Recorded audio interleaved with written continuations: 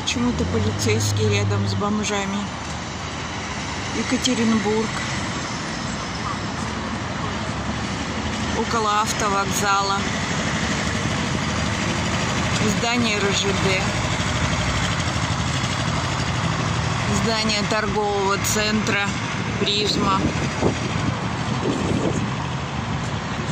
Вот он, северный автовокзал. Вот там, в глубине. Люди идут к северному автовокзалу. А это вот дорожка между гражданским зданием